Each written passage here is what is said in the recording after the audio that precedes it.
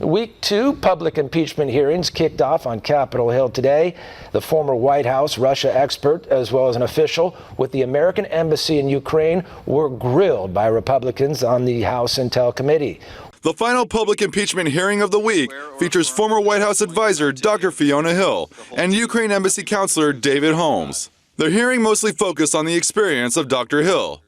In her opening statement, Hill, the former aide to National Security Advisor John Bolton, refuted reports of the 2016 DNC server hack. Based on questions and statements I've heard, some of you on this committee appear to believe that Russia and its security services did not conduct a campaign against our country, and that perhaps, somehow, for some reason, Ukraine did. This is a fictional narrative that has been perpetrated and propagated by the Russian security services themselves.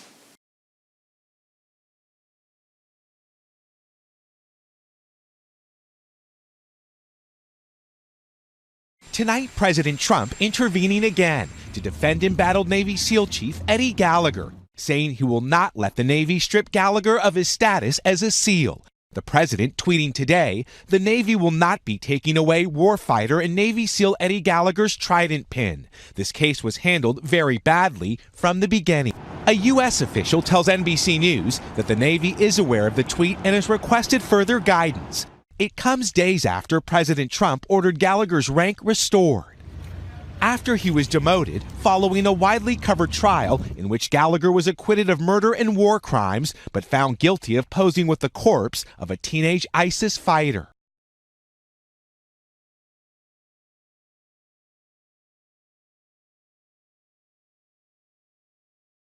There's been another data leak, and this time involving the Singapore Accountancy Commission. It revealed today that the personal data of more than 6,500 people was accidentally leaked over a period of more than 4 months from June to October. Now, the leak was only discovered about 2 weeks ago after a new data protection filter was implemented. So here's what happened. A folder containing data like names, NRIC numbers, contact details, and education and employment information was unintentionally attached to an email sent to 41 individuals in 22 organizations. The data belonged to past and current chartered accountant qualification candidates, staff from accredited training organizations, and people involved in administering the qualification program before mid-May this year.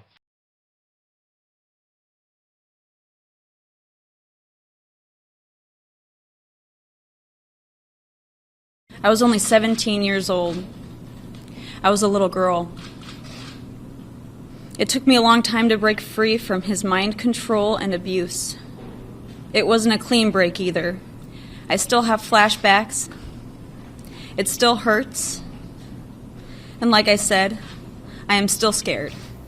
As we all know, Jeffrey Epstein will never serve the time he needed to serve. Time that he could have used to reflect, realize, and regret what he has done to so many innocent young girls. I would have liked him to realize that his actions still affect and haunt his victims to this day and beyond this day.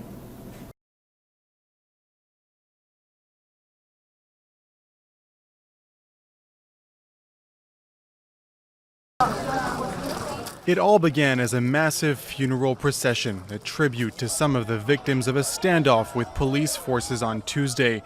Thousands of indigenous residents of El Alto gathered in the poor suburb to pay their respects to 5 protesters killed in the clashes. The crowd then made its way down winding roads and into La Paz. As the throng of mourners arrived on the Plaza de San Francisco, the procession slowly turned into a mass anti-government protest, prompting security forces to indiscriminately fire tear gas into the group. The result, dozens of mourners caught up in the violence, the clouds of smoke adding to the grief of losing a loved one.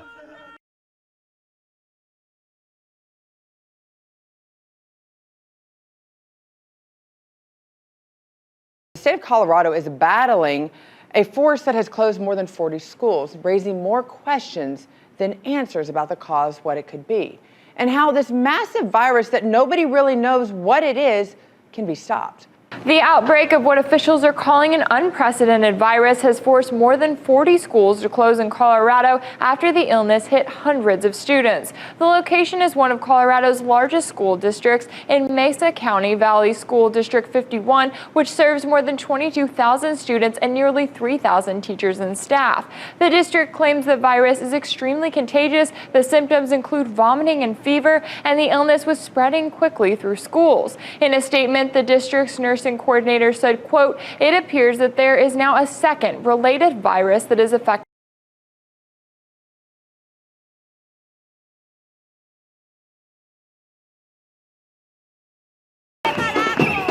What started as a union protest against proposed economic reforms turned into one of the biggest mass demonstrations Colombia has seen in recent years.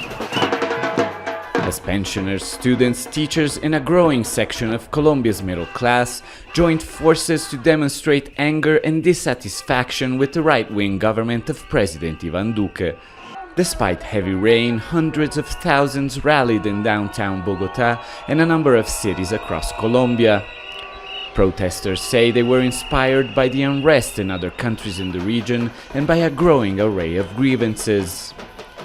Many marched against the slow implementation of the peace deal with FARC rebels and the killings of local leaders, who are dying at an alarming rate.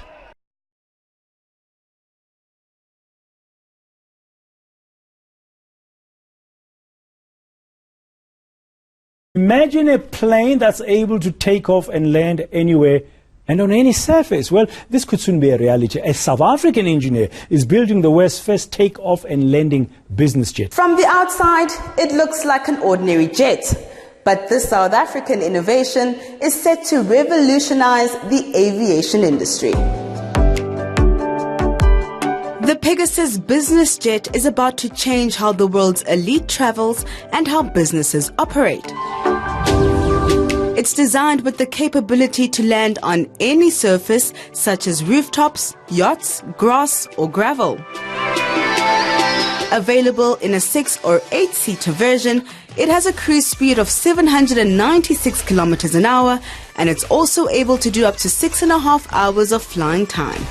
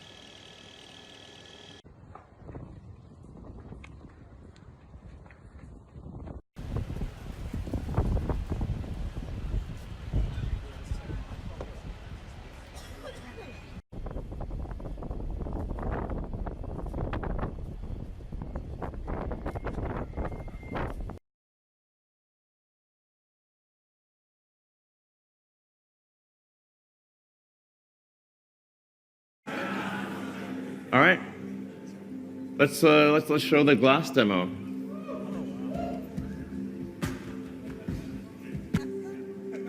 Franz, could you try to break this glass, please?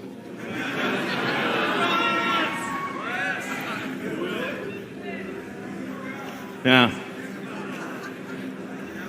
Sure? Yeah. Oh my fucking God. Well, maybe that was a little too hard. Should we try the mirror? Sorry? Okay. It didn't go through. So that's a plus side. Let's try the right. Try that one? Really? Okay. Yeah. Sure. Oh, man. It didn't go through.